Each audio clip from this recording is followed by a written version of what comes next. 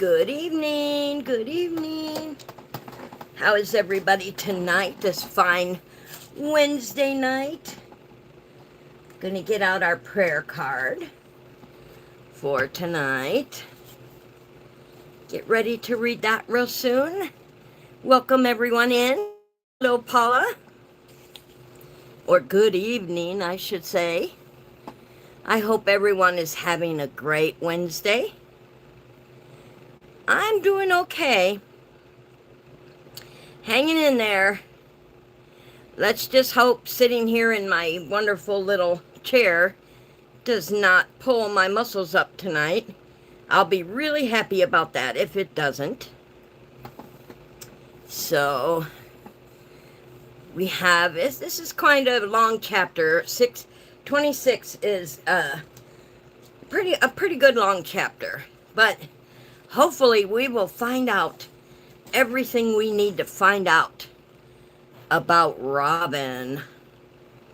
I'm really hoping, since they started chapter 26 with Miss Robin, that we will definitely hear about her troubles tonight and bring her character to life, per se, now that she's talking to Libby. That would really be exciting. Thank you for asking, Miss Paula. I appreciate that. All right, we're going to get started here just a little bit early tonight. Just in case, I thought, well, I'm feeling good. Let's get this party started.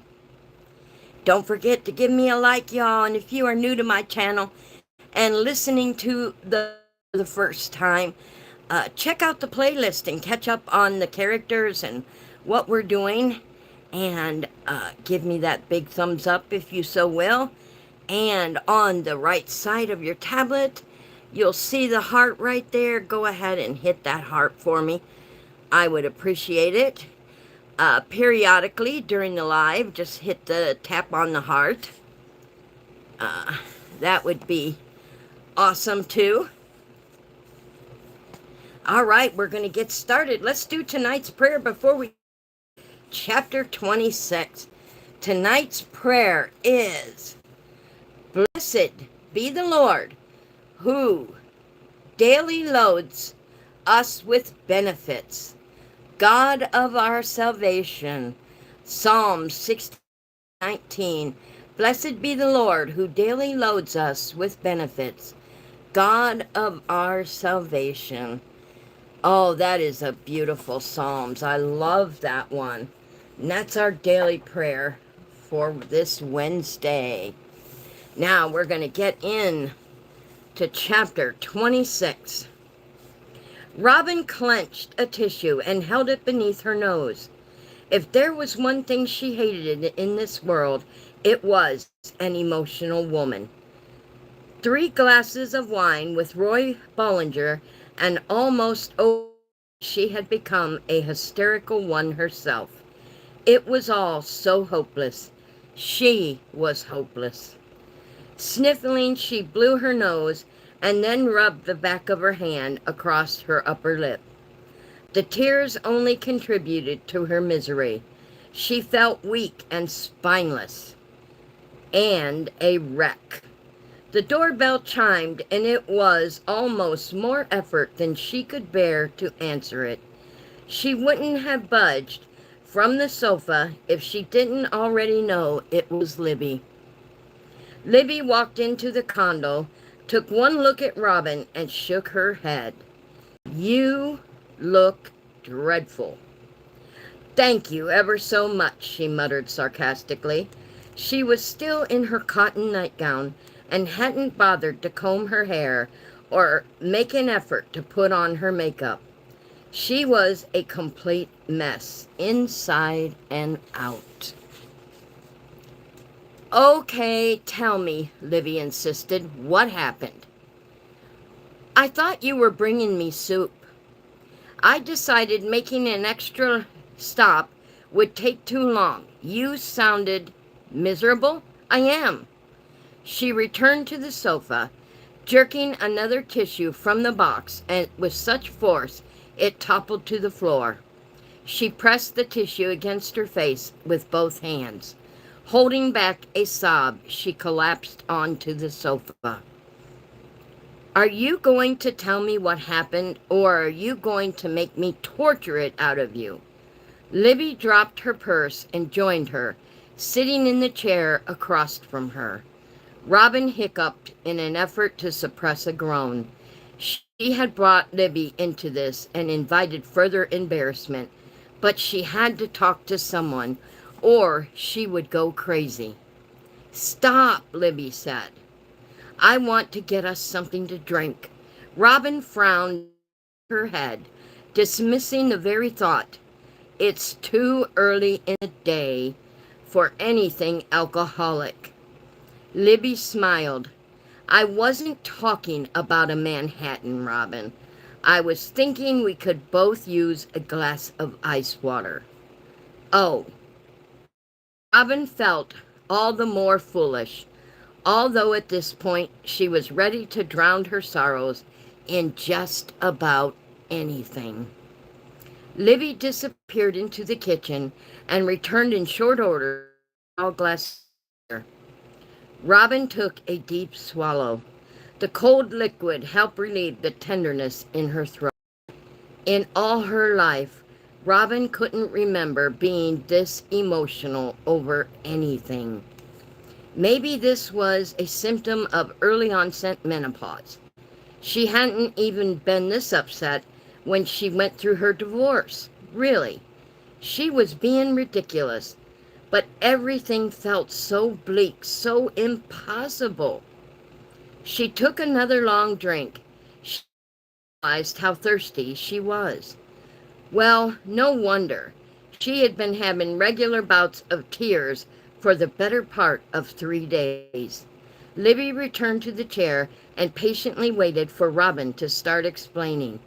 She didn't urge or pressure, and for that, Robin was sincerely grateful. After you left us, Roy and I had another glass of wine. He refused to let me pay, although I insisted I wanted to repay him for recommending you for the position. Libby nodded without comment, which encouraged Robin to continue. She paused long enough to take a swallow. Again, cold water against her throat helped. That's just it. Nothing happened. Nothing's ever going to happen. I'm spineless. I hate myself. Oh, Robin, I think. The minute you left on Friday, I clammed up like a clam, she said, cutting off her friend. I don't know what Roy thought because he grew quiet too. We tried to talk, but every subject returned to his wife, Sally. It was Sally this and Sally that. I don't stand a chance. I'm never going to be Sally. Did you try to talk about the wine, Libby asked. Robin rolled her eyes. I tried. But there's only so much to be said about Pinot Noir. And I said all I knew, which took up maybe 30 seconds. Do you know what Roy added? Well, of course you don't. His comment was to tell me that Sally preferred white wines. Could you bring up office gossip? Robin shook her head. Hold on a minute, guys.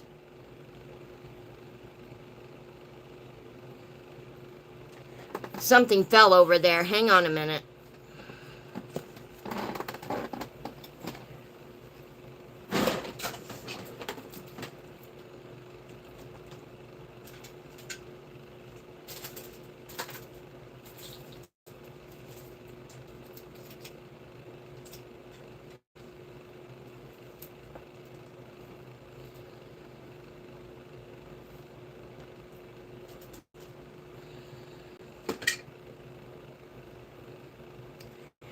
Wasn't the cat. I don't know what that was, but it sure wasn't the cat. I'll have to look into it later.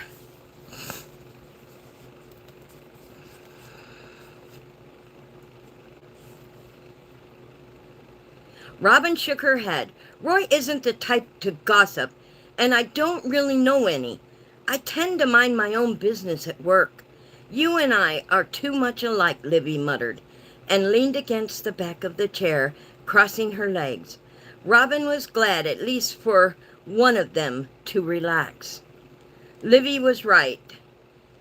They were a lot alike. Robin didn't take time at the water cooler to hear juicy tidbits she had to work to do, meetings to attend, criminals to prosecute. Gossip simply didn't interest her. Does he have children? Libby asked, leaning towards slightly. I was just with Martha Reed, and she talked non-stop about her children and grandchildren. You could always ask Roy about his family. Robin shook her head. Libby was trying to help, but all she was doing was proving how utterly useless it was. Sally couldn't bear any children. She wiped her hand beneath her nose again. By the time I finished our second glass of wine, I realized that Roy will never view me as anything but a weak substitute for his beloved Sally.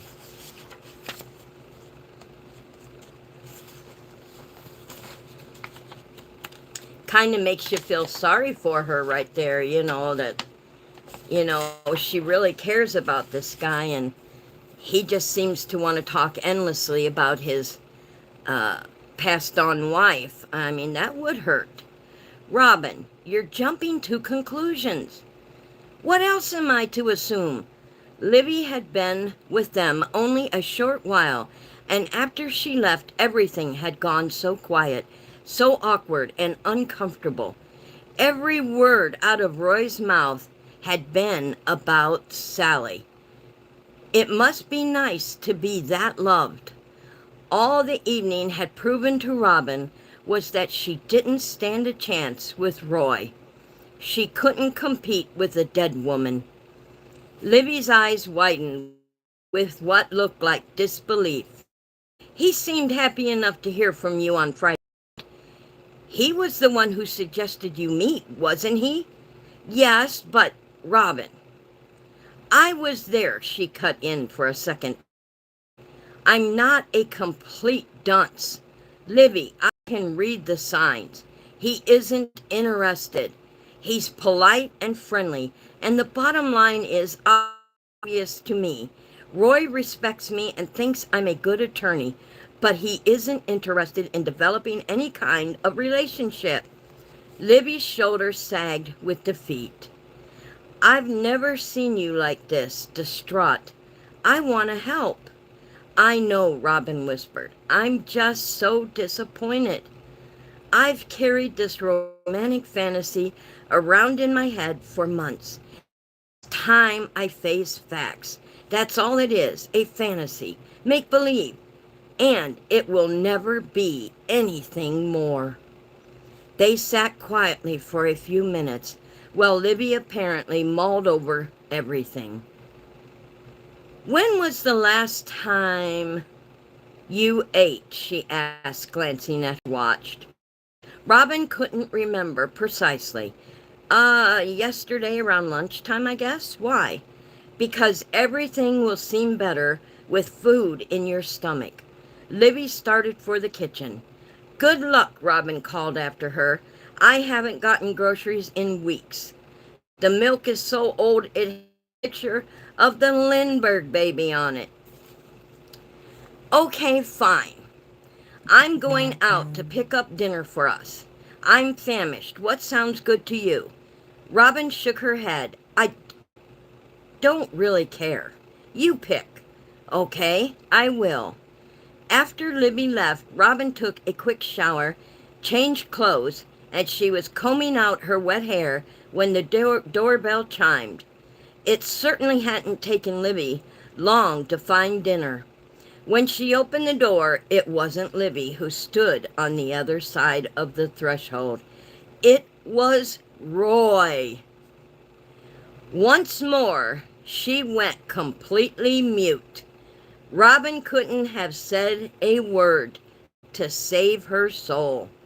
After a silent, awkward moment, Roy asked, "Would it be all right if I came in for minutes? I promise I won't stay." Still unable to find her tongue, she stepped aside to allow him into the condo. Once the blood returned to her brain, Robin gestured for him to sit down.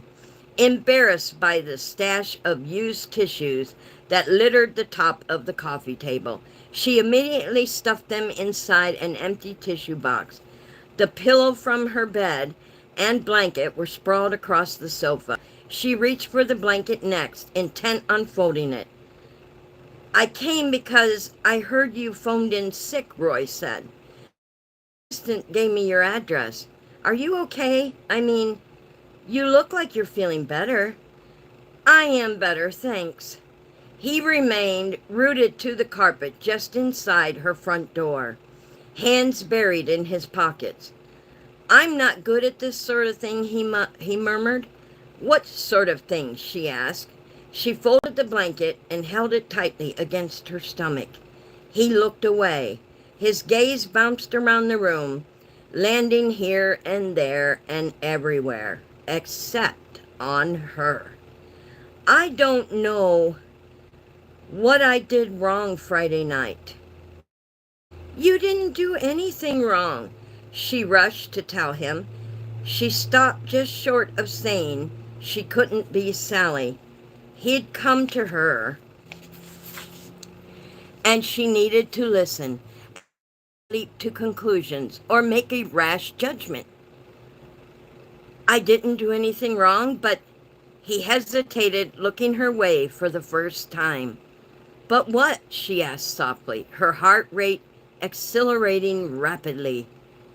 "But you grew so quiet, and then you wanted to leave, and I was sure I must have said or done something to offend you." "You didn't, Roy. It's just that..." "What?" he urged, taking one step closer. She looked down, wondering how best to address the subject. He moved slightly closer. "I like you, Robin." He twisted his head to one side and briefly squeezed his eyes shut. "I like you too," she rushed to tell him. "You do?" He sounded shocked. She nodded. "I mean, I really like you. I have for a long time. But I didn't know how to let you know. And then I saw you at the fundraiser, and we talked, and..." "Roy," she breathed, hardly able to believe what he said. Are you saying you're interested in me romantically?" He didn't answer right away, and then he exhaled slowly. "Would it be all right if I sat down?"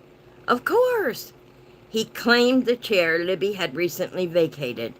Robin sat on the sofa across from him and folded it still pressed against her stomach like a security shield. "I married Sally when we were barely out of high school." "Sally again." Robin forced back a groan. "I've only been with one woman my entire adult life. When she died, I assumed that I would live alone until I died." Robin wasn't sure any comment was required. "But I've been lonely. I'm over 50. "That's not old," she blurted out. "Some days it feels like it." "It shouldn't," she added with a shy smile. He offered her one in return, and it felt as if her heart was melting inside her chest. He exhaled again.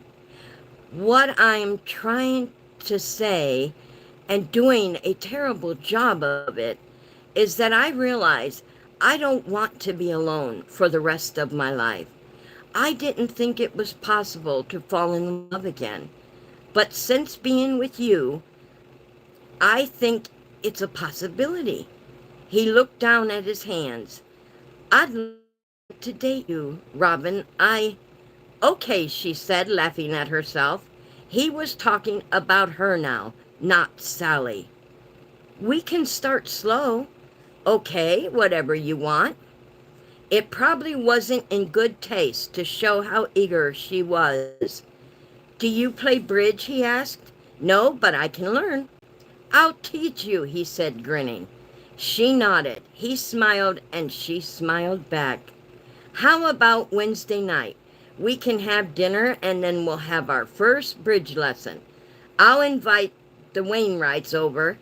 The Wainwrights? Yes, they're friends of Sally and mine, and Robin stopped him. Roy, she said. I do think there's something I should. I'm not Sally. If you're looking for a replacement for her, then it's not me. It amazed her that her spirits could rise and fall so swiftly. She supposed she could be honored that he had chosen her as a replacement for his dead wife, but Robin needed to be loved for herself. Sally and I used to play bridge often as 3 times a week. I'm honored that you have such confidence in my card-playing ability, she murmured. We used to dance, too. Do you dance? She shook her head. He talked at length about his and Sally's love of dancing. Oh, my. Everything he said confirmed her worst suspicions. I believe I might have spoken too soon, she whispered. The thing is, Roy, we really don't have that much in common. But you said you'd be willing to learn, he reminded her. Yes, I did, but at the time, I didn't realize that you were looking for me to just play the role of Sally. You must have loved her a great deal. I did. There's probably someone out there who plays bridge, likes to dance, and do all the things you did with Sally. I'm honored that you want to do those things with me. But I can see right now this relationship won't work. I'm sorry, Roy, so very sorry. His eyes widened, and it looked for a moment as if he was about to argue with her. Okay, I can accept that. He stretched his arm towards her as if to shake her hand, and Robin smiled and walked towards him. She slipped her arms around him slowly. His arms came around her, his touch gentle and tentative. After a few moments, he slowly released her. I blew this, didn't I? I said all the wrong things. You were honest. Robin stepped away from him for fear she would change her mind. Part of her was more than willing to be a stand-in for his dead wife, hoping against hope that he would eventually grow. Quickly she changed her mind. The stakes were too much and too high. Without another word, he reluctantly turned and left. Surprisingly, after a few minutes, Robin felt better than she had in days. Worlds better. The disappointment and frustration she had carried on her shoulders was gone. She laid her cards on the table, and it was a relief. It couldn't have been easy for Roy to seek her out. She admired him for the courage it had taken to come to her condo. The doorbell chimed again, and Robin opened it to find Libby with a takeout bag dangling from each hand. I got us Italian. I love Italian. Me too. And I worked out this morning, and you didn't. Robin's friend reminded her. I'll be there Wednesday, Robin said, and took one bag away from Libby. You're looking much better. Libby grinned as she was solely responsible for the transformation. I feel better. But she didn't say why. Opening a kitchen drawer, Robin removed 2 forks and handed the first one to Libby. They moved to the small kitchen table by the window. Robin had a view of Seattle's skyline. As she glanced out at the street, she saw Roy standing on the corner across from her building. He had his hands in his pockets, and he remained frozen, looking up at her floor. It was impossible for him to see her. After a moment or two, he removed his hand from his pocket, pressed his fingers to his lips, and blew her a kiss. It was quite possible the sweetest thing Robin had ever seen any man do, and he had done it for her. Philip showed up at the gym right on time Wednesday morning. Libby pretended not to notice, but to her surprise, he couldn't seem to take his eyes off her. Every time she glanced in his direction, he was watching her. By the time she finished her workout, his mouth was dry and her heart was pounding. She knew this had nothing to do with her routine on the treadmill. Before Friday night, she had been desperate to make amends, if at all possible, but it hadn't been an easy thing to eat crow as she imagined. She lacked both opportunity and courage. Then after seeing him with Miss Bimbo, that wasn't fair. The other woman was stunning. Libby swallowed hard. His date had been lovely. In fact, she had been perfect. Libby bet she wasn't forced to work out in a gym 5 mornings a week in order to sweat off an extra 10 pounds. Okay, she was being hard on herself. She was no more than 3 pounds heavier than she had been when she was with Herschel and called her into his office. Oh my. Libby. Despite the fact that Philip couldn't take his eyes off her, he didn't make an effort to talk to her. If this was his way of sending a message, then she was too much of a coward to act on it. Then later that same morning, Philip stopped off at the nursery. He had to know this was one of the days she volunteered. He nonchalantly walked into the room, picked up a chart as though he was there on official business. When he looked up, he pretended to be surprised to see Libby. She sat in the rocker, a sleeping infant in her arms, and met his gaze head on. Afraid her expression might give her away, seeing him again gave her hope, and she could redeem herself and resuscitate their relationship. You really shouldn't ever plan on being on stage, she told him. Oh? You're a much better physician than you are an actor. Really? It appeared the conversation on his end was to one-word replies. You knew I'd be here, did I? Okay, this was better. He was up to 2 words. Yes. Not necessarily. Okay, 2 could play this 2-word reply game. Why's that? He set the and stepped towards her, crossing his arms. You seem pretty upset about missing that job interview. From what I remember, you blamed the babies. No, she corrected. I blamed myself.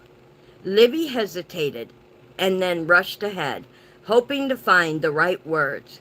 It shook me up pretty bad blowing that interview. I was down on myself and I reacted impulsively. I do that sometimes, and then later I regret the things I say and do. Her eyes widened with an appeal for understanding. He held his ground for several moments before he spoke. Regret, you say? Libby nodded. Quite a bit of regret, if you must know. I see. Undeterred, Libby plowed ahead. I was wondering, hoping, really, if you'd forgive the outburst and pretend it never happened. The truth is, Philip, I've missed you. He joined his hands behind his back, and then a slow, easy grin came into play. Actually, I was hoping you'd come to your senses. Libby glanced down at the baby in her arms. I don't think you miss me nearly as much as I missed you. Oh? Libby thought it was only fair to let him know that she had seen him with the beauty queen. I saw you on Friday, she said. It was important that he know Libby had been out as well. She had social opportunities of her own, and so she added, I was out with a friend myself. A particular friend, he prodded, with slightly narrowed eyes. She wasn't about to go into detail. They weren't important. A very good friend, if you must know. Did you have a good time? Very. You look like you did too. Okay, that was a... I imagine I probably... No, Siri, stop. That sounded close to her name. You look like you did too. Okay, that was a slight exaggeration. Looks can be deceiving, he offered, after a tentative smile. The whole time I was wishing I was with you. Were you really? Her heart went soft with emotion. There's something to be said about friendship. I missed you too, Libby, more than I ever thought possible. Oh, Philip, I was such a fool. Forgive me, please. The smile faded from his eyes, and his look grew serious. His gaze held her captive. It was a good lesson for us both. What we share is special, Libby. We've both had time to step back and think this through. I'm willing to give us a second chance if you are, she burst out. Hopeful, but at the same time afraid. He hesitated and then nodded. Libby held her arms out to him. Philip gripped her hand with his own. Bending over, he kissed her knuckles. Okay, tell me, who were you out with Friday night? You first, she insisted. Philip grinned. A blind date. One of my poker buddies set me up. Libby looked away. She was adorable. Was she? He asked, as if he didn't notice. You were with Robin. She nodded. His grin grew wide. Thought so. Why were you walking back to your condo? You saw me? Only now. No, she didn't pull any punches. You saw me only now. Was he admitting that? She felt like she had been sucker punched. Irritation flared, but only briefly. Philip was allowed that. He earned it. I saw you standing there on the other side of the street. Libby looked up at him and rolled her eyes. I bet you were on top of the world to see me mooning over you. You were mooning? Big time. Good, that was what I hoped. Sharon entered the nursery just then, and when she saw Philip, the nurse's gaze instantly connected with Libby's. She raised both brows and her lips quivered with a vain attempt to suppress a smile. It looked as if she was about to comment when Philip spoke. I'm helping to organize the hospital's fundraiser dinner next week. Are you interested? Posters for the dinner were displayed all over the hospital. The tickets were $200 each, which was more than Libby could manage. But if Philip was asking her, well, that was a different story. I could be, she said, playing it cool. I've got space at my table and an extra ticket if you'd care to join me. I'd love to. His gaze held and warmed hers. Is there any chance we could go out on your sailboat later this afternoon? Libby asked, remembering that the first time he had kissed her had been while they were on the water together. That could be arranged, he assured her. If you two are looking for privacy, there's a cleaning closet down the hall. Sharon piped up from across the room. Philip jiggled his eyebrows suggestively, and Libby laughed. It felt good to laugh, and she was excited that Philip had been willing to accept her apology. Libby walked on air for the rest of her shift. After she'd finished, she had met Abby Higginbotham for coffee. You should attend the fundraising dinner, she advised Libby. You're looking for clients, and I could introduce you to a couple of wealthy prospects. Philip invited me to sit at his table, and you're right, it might be a good chance to network. She should be thinking about Mrs. Reed. The older woman didn't like to be rushed when it came to making a decision. even a small one. Libby could be patient, but it wasn't the possibility of getting the older woman as a client that filled Libby's mind. Instead, all she could think about was Philip. She hadn't wanted to admit how much being with him meant to her. Now that they had made up, Libby's head swam with possibilities, hope, and a mixture of joy and happy anticipation. And that takes us to chapter 27. Oh my goodness. So, what we learned in chapter 26 is all of Robin's chaos, and she knew that Roy wasn't right for her. That was an awesome read. And also, now Philip and Libby are back together, which is what we want. So, I will say that read ended on a perfect note, y'all. I hope you all have a wonderful evening.